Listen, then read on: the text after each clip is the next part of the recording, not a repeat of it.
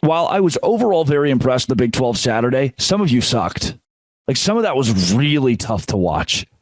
Colorado, I need you to know, 3 years ago, I had no way. We're going to talk Texas Tech. We'll talk Colorado. We will go through Houston, that debacle of the officiating debacle where you could have won. Kansas, so disappointed in Kansas. Cincinnati, throw up all over yourself. Not everybody in the league was good this weekend. And some of you deserve to be called out. I think Colorado first. You get to go first. If you were a Colorado fan 3 years ago, you had no reason to brag. 2 winning seasons in 16 years, no reason to brag. And Colorado fans weren't braggadocious. Many of them were like, oh, yeah, had we stayed in the Big 12, maybe we could be more successful. And then something flipped. You hired a head coach who is a consummate D-bag. That's probably the best way I could put it. He's just not a very nice guy to like people in the public sphere. Like, you hear the stories about the him being a bad guy in the hallways and in the walls of Colorado, but now he's calling out reporters and doing stupid stuff out. And then, he's like, oh, well, the game was over, so I can take my son off the field. We're going to check on him. And I don't even know if I care that much about that. Overall, though, the dude just can't handle a football program. He can't handle people. He is displaying to you that this humble group of fans has been overtaken by a used car salesman. And now that's your identity. That's what you want to hit your wagon to. 10 points from your Heisman candidate quarterback. Huh? Travis Hunter was good again. Travis Hunter is a really good he's a really good football player or basketball. It's 1:15 in the morning. The defense was better than I thought it would be. But what? 28-10? Are you excited about that? Is this offensive line what you wanted? Is this what you've been bragging about? I don't think Colorado fans are bad. I think you're in this state of being brainwashed. Like, come back, dude. Come back to being normal. If Deion leaves this offseason, which he will, was it worth it? Was this 4-8 and now this worth it? I don't think so. Based on the way you beat Nebraska last year, this was non-competitive. And it genuinely was. It shows regression. That's not good. It's not.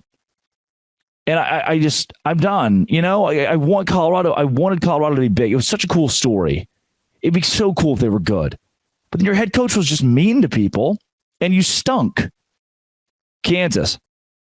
I don't know. Is it Jeff Grimes? I don't know. Why? Why did the offense put up 17 points against Illinois? Half the output you did last year. A Brett Bielema-led Illinois team. It's not one of the better teams in the Big Ten. It's not a foe that a Kansas squad that I believe could have won the Big 12 championship. You can't. You can't. Did you watch the game? Did you watch Jalen Daniels? Did you watch the offensive line? And Devin Neal was good. Did you watch the defense, honestly? I didn't think the defense was terrible. But at the end, those last 10 points for Illinois, it's like, what about a stop, please? What? Like, this was, guys, I want to be a smart analyst. It wasn't a sexy pick to pick the school named Kansas in football this season. But the second you get momentum, you've got a stellar quarterback, a great receiving core, a stellar running back. That's the offensive output you give? 17 points? I don't know if you blame the new OC, Kotelnicki being gone. I don't know if Leipold takes blame. I don't know if it's the offensive line. Play calling? I can't. I genuinely, having watched this game, just kept scratching my head and going, what? Why? Whoa. Like, your quarterback is too good to not be in an offensive groove at some point. That was pitiful. Really bad. If you're going to contend in the Big 12 and be a college football playoff caliber team, you can't do that. For other Big 12 teams that lost. Houston. Sorry. The officiating was tough, and that's just brutal. It reminds me of the Texas game last year where you think, okay, we could win this, and then you just don't. Houston might go 1-11, but it's going to be a very competitive 1-11, a la Baylor in 2017. And then 2 years later, that Baylor team went to the Sugar Bowl. That could very well be Houston. Speaking of Baylor, you scored 12 points. Your offense is bad. Utah has an elite defense, but man, Baylor, your offense is bad. DeQuan Finn was bad. Your offensive line's bad. Running back wise, Pendergrass is good. You have like four of those guys, five of those guys, but your quarterback's effectively running back. Wow. You brought in Jake Spavital for that? This is still, based on what I saw from Baylor in the first 20 minutes of this game, more than that, 25 minutes of this game, that's a 3-9 team. Okay. I graduated from there. Ooh, that doesn't make them better than 3-9. I like the heart, like the toughness, like the grit.